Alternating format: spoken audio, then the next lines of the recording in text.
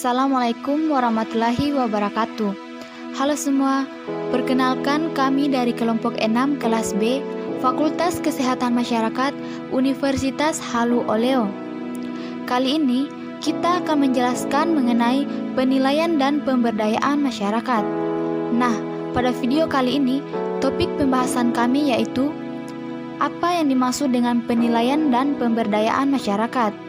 Mengapa perlu dilakukan pemberdayaan masyarakat? Faktor-faktor umum masalah kesehatan di Indonesia, nilai-nilai partisipasi masyarakat, dan partisipasi masyarakat dalam bidang kesehatan. Keberhasilan pembangunan kesehatan sangat besar peranannya dalam mewujudkan sumber daya manusia yang berkualitas. Keberhasilan dari pengembangan kesehatan harus didukung oleh semua sektor, baik masyarakat maupun tim kesehatan. Pembangunan kesehatan juga bertujuan untuk meningkatkan kesadaran hidup sehat, kemampuan untuk melakukan hidup sehat agar tercipta derajat kesehatan masyarakat yang optimal. Maka dari itu diperlukan sebuah pendekatan. Teman-teman juga pasti bertanya, apa sih yang dimaksud dengan penilaian masyarakat dan apa itu pemberdayaan masyarakat? Untuk penilaian masyarakat itu sendiri terdiri dari definisi, tujuan, manfaat, dan prinsip. Penilaian masyarakat didefinisikan sebagai kegiatan menilai kekuatan dan kelemahan suatu komunitas sebagai langkah awal pertama untuk merencanakan proyek pelayanan yang efektif. Adapun tujuannya, membuat keputusan tentang rancangan program dan layanan berbasis informasi di mana yang akan dikumpulkan dan dianalisis. Penilaian masyarakat selain memiliki definisi dan tujuan, tapi memiliki juga manfaat, yaitu dapat membuat keputusan dan perencanaan, advokasi, mengembangkan sumber daya masyarakat, dan dapat digunakan untuk mengajukan dana tambahan. Nah, dari ketiga poin tersebut, penilaian masyarakat juga memiliki prinsip, yaitu membangun kemitraan, mengembangkan kapasitas komunitas, dan penekanan pada akses komunitas. Setelah teman-teman mengetahui apa yang dimaksud dengan penilaian masyarakat, kita juga perlu mengetahui apa yang dimaksud dengan pemberdayaan masyarakat. Untuk pemberdayaan masyarakat itu sendiri didefinisikan dengan kegiatan dari, oleh, untuk, dan bersama masyarakat. Pemberdayaan masyarakat juga memiliki definisi upaya menumbuhkan kemampuan masyarakat agar mempunyai daya atau kekurangan untuk hidup sehat, disertai dengan mengembangkan iklim yang mendukung pemberdayaan masyarakat dalam proses kemandirian masyarakat di bidang kesehatan. Sama halnya dalam penilaian masyarakat, pemberdayaan masyarakat juga mempunyai tujuan, yaitu tujuan umum dan tujuan khusus. Tujuan umum dari pemberdayaan masyarakat itu sendiri yaitu peningkatan dan kemandirian masyarakat dan keluarga dalam bidang kesehatan, membuat masyarakat dapat membeli adil dalam meningkatkan derajat kesehatannya. Untuk tujuan khususnya, yaitu 1. Meningkatnya pengetahuan masyarakat dalam bidang kesehatan. 2. Meningkatnya kemampuan masyarakat dalam memelihara dan peningkatan derajat kesehatan sendiri. Poin ketiga, meningkatnya pemanfaatan fasilitas Perkes oleh masyarakat. Dan yang keempat, masyarakat mampu mengenali, memelihara, melindungi, dan meningkatkan kualitas kesehatannya. Selanjutnya, kita akan membahas tentang mengapa perlu dilakukan pemberdayaan masyarakat. Karena pemberdayaan masyarakat adalah salah satu rangkaian yang mana digunakan untuk memperdayakan dan memberikan penguatan kepada masyarakat, yang dimana pemberdayaan juga bisa diartikan dengan kemampuan individu yang bernyawa dengan masyarakat, dengan membentuk dan menentukan alternatif tertentu dengan tujuan pembangunan masyarakat. Dan pemberdayaan masyarakat juga salah satu jenis kegiatan yang seringkali dilakukan di wilayah masyarakat dalam serangkaian untuk memperkuat kelompok di masyarakat. Pemberdayaan masyarakat dilakukan untuk mencapai perubahan sosial yang mana adanya masyarakat yang berdaya. Berikutnya, tujuan pemberdayaan masyarakat. Yang pertama, memperbaiki kelembagaan. Nah, Untuk memperbaiki jaringan mitra usaha, maka melakukan pemberdayaan masyarakat adalah salah satu hal yang bisa dilakukan. Dengan serangkaian kegiatan yang dilakukan, sangat diharapkan mampu untuk memperbaiki dan mengembangkan jaringan dalam mitra usaha. Yang kedua, memperbaiki sebuah usaha. Nah, untuk memperbaiki sebuah usaha itu, kita perlu semangat belajar untuk mampu memperbaiki bisnis yang sedang dijalankan. Yang ketiga, memperbaiki pendapatan. Nah, semakin lebih mungkin kita berkegiatan yang dijalankan dalam pemberdayaan masyarakat, semakin lebih memuaskan lagi. Nah, dengan begitu, pendapatan juga bisa bertambah lebih banyak ketika sudah berjalan dengan baik dan sesuai rencana yang dilakukan. Yang keempat, memperbaiki lingkungan. Kerusakan pada lingkungan disebabkan dengan berbagai faktor. Salah satu faktor utama yang menjadikan lingkungan rusak adalah kemiskinan dan pendapatan yang sangat terbatas. Namun adanya pemberdayaan untuk masyarakat sangat memberikan kemungkinan untuk mengatasi hal tersebut. Yang kelima, memperbaiki kehidupan. Nah, inilah salah satu manfaat terbaik untuk bisa didapatkan, yang mana pendapatan dan keadaan yang ada di lingkungan bisa kembali dengan lebih baik. Hal ini sangat diharapkan jika masyarakat dan keluarganya bisa memberikan taraf nilai hidup. Yang keenam, memperbaiki kemasyarakatan. Kehidupan masyarakat yang lebih baik sangat ditentukan dengan lingkungan itu sendiri, baik secara fisik maupun sosial. Nah, dengan begitu sangat diharapkan sekali jika masyarakat mendapatkan kehidupan yang lebih layak. Pernahkah terlintas di pikiran teman-teman sekalian mengenai apa sih faktor-faktor umum masalah kesehatan yang ada di Indonesia?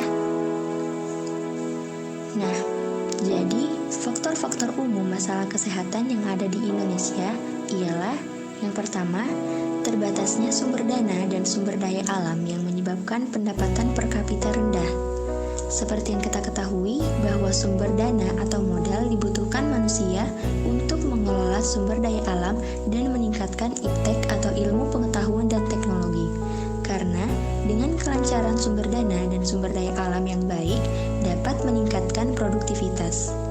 Yang kedua, angka kelahiran yang masih tinggi dan angka kematian yang relatif menurun akan menghasilkan komposisi penduduk yang tidak seimbang. Dengan jumlah anak-anak muda yang tinggi akan menghasilkan resiko ketergantungan yang tinggi pula. Hal ini biasa dikaitkan dengan piramida ekspansif.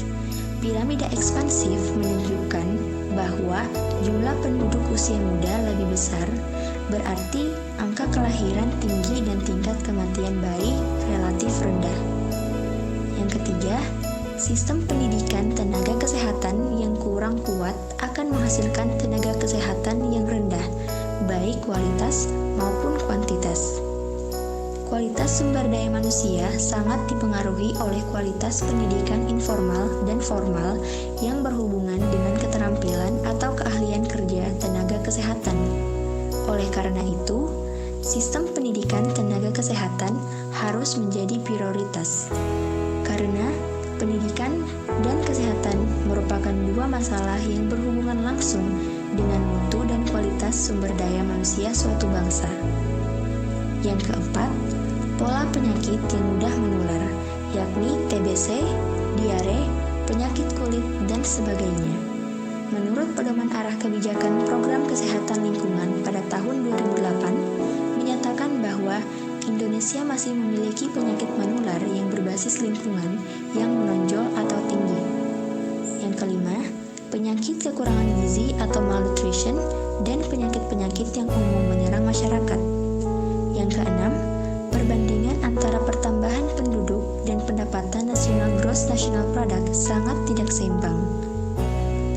Pertambahan penduduk dapat dikaitkan dengan bertambahnya jumlah penduduk, meningkatnya angka kelahiran, dan banyaknya imigran yang masuk. Pertambahan penduduk merupakan salah satu faktor yang berpengaruh dalam masalah kesehatan di Indonesia. Nah, dari yang saya sampaikan tadi, saya ingin mengingatkan kepada kita semua bahwa masalah kesehatan bukan hanya tanggung jawab pemerintah, tapi juga merupakan tanggung jawab masyarakat atau kita semua. Selanjutnya, kita akan membahas mengenai partisipasi. Partisipasi adalah keadaan di mana individu, keluarga, maupun masyarakat umum ikut serta bertanggung jawab terhadap kesehatan diri, keluarga, ataupun kesehatan lingkungannya. Dalam suatu masyarakat bagaimanapun sederhananya, selalu ada suatu stimulus. Mekanisme ini disebut pemecahan masalah atau proses pemecahan masalah. Setelah kita ketahui apa yang dimaksud dengan partisipasi, kita juga perlu mengetahui apa yang dimaksud dengan partisipasi masyarakat. Partisipasi masyarakat merupakan suatu bentuk peran serta atau keterlibatan masyarakat dalam program pembangunan. Partisipasi masyarakat ini menunjukkan bahwa masyarakat merasa terlibat dan merasa bagian dari pembangunan. Hal ini akan sangat berdampak positif terhadap keberhasilan pelaksanaan suatu program pembangunan. Selanjutnya, nilai-nilai partisipasi masyarakat. Partisipasi masyarakat adalah cara yang paling murah. Dengan berpartisipasinya masyarakat dalam program-program kesehatan, dapat diperoleh sumber daya dan dana dengan mudah untuk melengkapi fasilitas kesehatan mereka sendiri. Contohnya, Pusat Pelayanan Terpadu atau Posyandu dan Pondok Bersalin Desa atau Polindes yang dikelola oleh masyarakat itu sendiri. Selanjutnya, bila partisipasi tersebut berhasil, maka bukan hanya salah satu bidang saja yang dapat dipecahkan, tetapi dapat menghimpun dana dan daya. Seperti masyarakat akan mampu mengatasi masalah kesehatan secara mandiri dengan menggali potensi-potensi masyarakat setempat, serta mampu memelihara dan melindungi diri sendiri dari berbagai ancaman kesehatan dengan melakukan tindakan pencegahan. Poin selanjutnya, partisipasi masyarakat membuat semua orang bertanggung jawab untuk kesehatannya sendiri. Dalam hal ini, peran masyarakat sangat penting dalam upaya menumbuhkan kesadaran, kemauan, dan kemampuan untuk memelihara dan meningkatkan kesehatan mereka. Poin selanjutnya, partisipasi masyarakat di dalam pelayanan kesehatan adalah rangsangan dan bimbingan dari atas, bukan sesuatu yang dipaksakan. Ini adalah suatu pertumbuhan yang alamiah, bukan yang semu. Seperti masyarakat perlu dibimbing dan diarahkan serta diberi pemahaman mengenai suatu tindakan atau sikap untuk meningkatkan kesehatan mereka, serta mendukung terwujudnya tindakan atau perilaku sehat.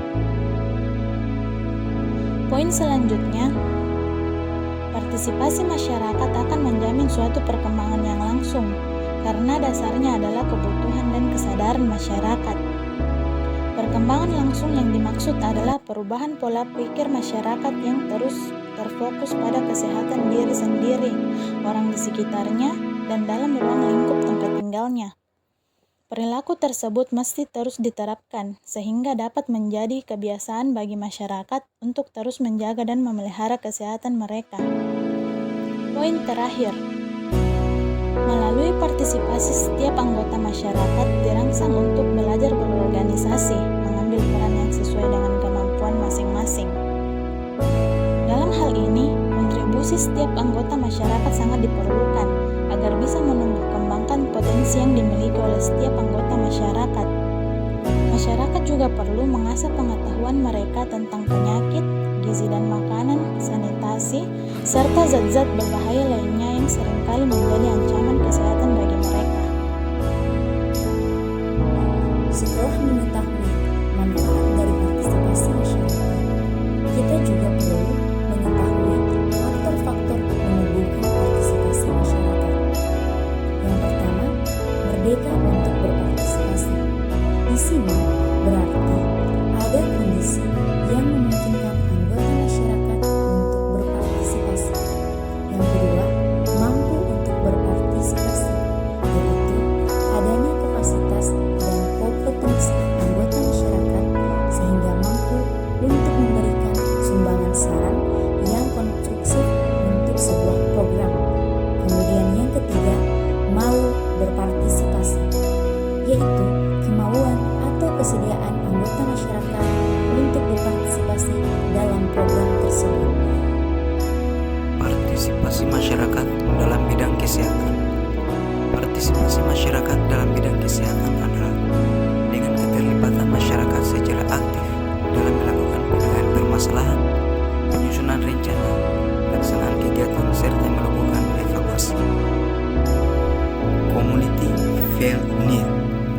Apabila pelayanan itu diciptakan oleh masyarakat sendiri, berarti masyarakat itu memerlukan pelayanan tersebut. Artinya, pelayanan kesehatan bukanlah berdasarkan kebutuhan masyarakat itu sendiri, dalam artian bahwa kita sebagai manusia sangat membutuhkan yang namanya pelayanan kesehatan. Apabila tidak ada pelayanan kesehatan, maka akan mengakibatkan kurangnya kesadaran dan kemauan untuk hidup sehat. Nah teman-teman, selanjutnya kita akan membahas mengenai metode partisipasi masyarakat. Kita pasti bertanya-tanya, apa sih metode partisipasi masyarakat itu? Nah, metode partisipasi masyarakat adalah cara atau prosedur di mana seluruh pihak masyarakat dapat membentuk dan terlibat dalam suatu kegiatan dalam upaya untuk mencapai suatu tujuan. Kemudian, setelah kita mengetahui pengertian dari metode partisipasi masyarakat itu sendiri, kita akan beralih ke metode-metode partisipasi masyarakat, yang dimana terdiri dari metode partisipasi masyarakat paksaan atau enforcement participation dan metode partisipasi masyarakat persuasi dan edukasi.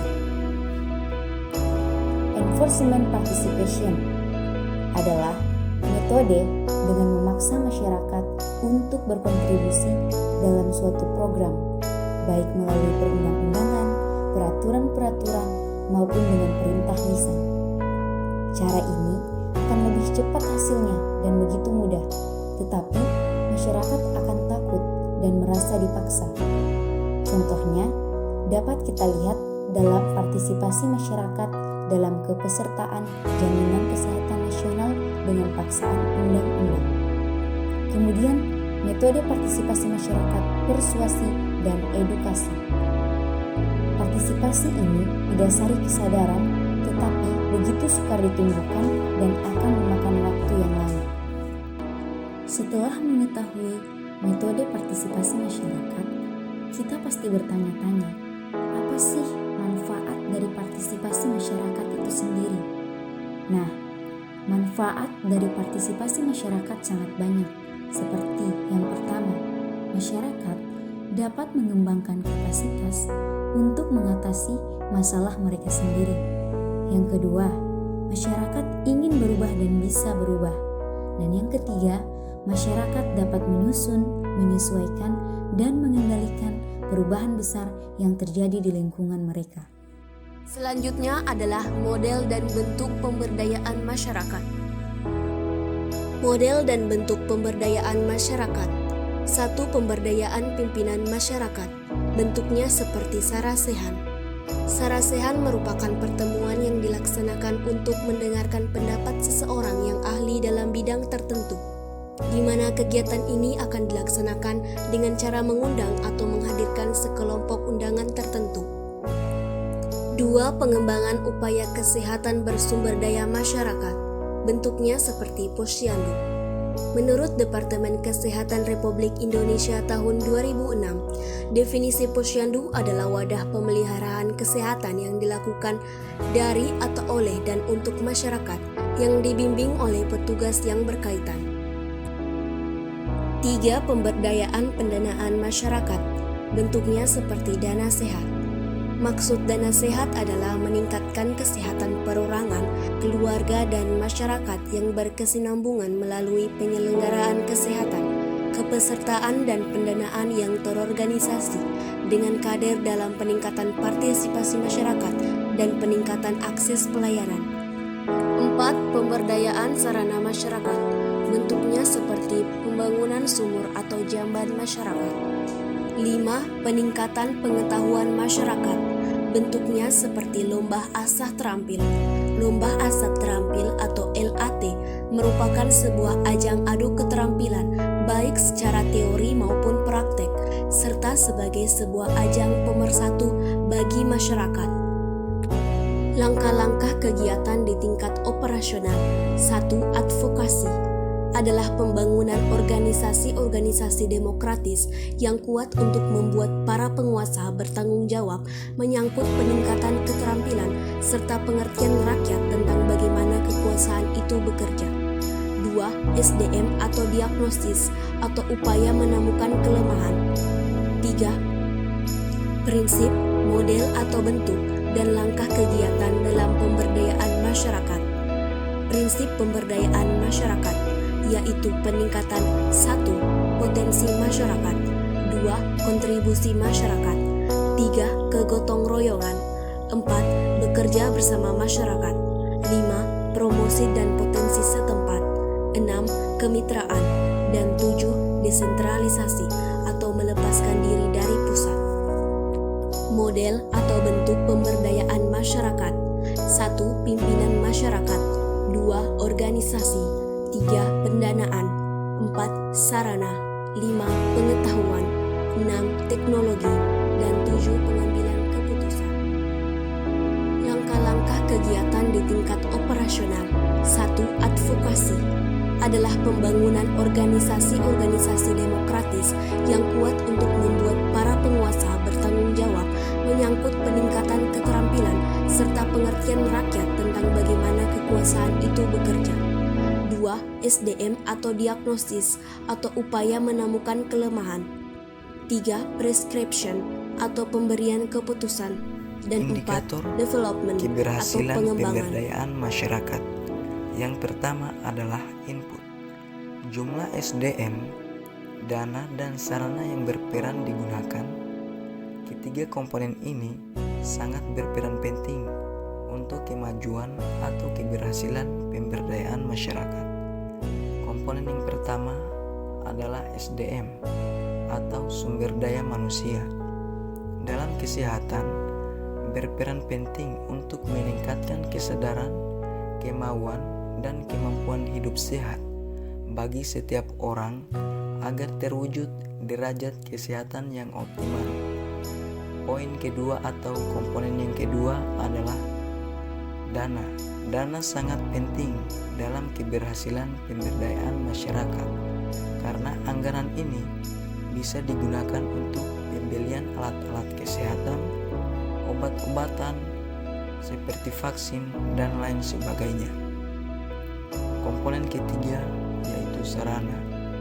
Sarana juga tidak kalah penting dalam keberhasilan pemberdayaan masyarakat karena selain membutuhkan pelayanan kesehatan, masyarakat juga membutuhkan fasilitas yang layak sehingga masyarakat merasa nyaman dengan pelayanan kesehatan itu sendiri. Yang kedua adalah proses. Jumlah dan jenis kegiatan yang dilakukan memiliki 3 komponen seperti musyawarah dengan masyarakat, pelaksanaan kegiatan, serta perencanaan kegiatan. Yang dimaksud musyawarah dengan masyarakat adalah adanya sosialisasi masyarakat untuk ikut berpartisipasi dalam kegiatan yang dimaksud. Sedangkan pelaksanaan kegiatan adalah penggerakan masyarakat dengan cara didampingi oleh teknis terkait. Selanjutnya adalah perencanaan kegiatan, sehingga pemberdayaan masyarakat dapat berlangsung secara berkesinambungan sesuai dengan tujuan yang ingin dicapai. Yang ketiga adalah output. Jumlah pimpinan masyarakat yang berperan aktif dan jumlah rumah yang sehat. Jumlah pimpinan masyarakat yang dimaksud di sini adalah jumlah kepala desa dan kepala kampung atau dusun yang ikut untuk mendukung kegiatan. Sedangkan jumlah rumah yang sehat maksudnya adalah rumah yang memenuhi kriteria seperti melindungi dari kemungkinan kecelakaan dan lain sebagainya. Kegiatan teknis dalam pergerakan dan pemberdayaan masyarakat mempunyai 4 komponen. Yang pertama, pengamatan epidemiologi sederhana atau surveillance epidemiologi. Yang dimaksud di sini adalah mengamati penyebaran penyakit. Yang kedua adalah promosi kesehatan. Promosi kesehatan adalah mengajak masyarakat untuk hidup sehat. Contohnya pada kondisi saat ini, apalagi sedang musim COVID-19, dengan cara sering mencuci tangan, memakai masker, dan menjaga jarak. Yang ketiga adalah keluarga sadar gizi. Keluarga sadar gizi adalah seluruh anggota keluarga melakukan perilaku gizi seimbang dan mampu mengambil langkah-langkah untuk mengatasi masalah gizi sehingga terhindar dari penyakit atau gejala gizi buruk. Yang keempat adalah PHBS, melakukan upaya pemberdayaan anggota rumah tangga agar tahu, mau dan mampu berperilaku hidup sehat.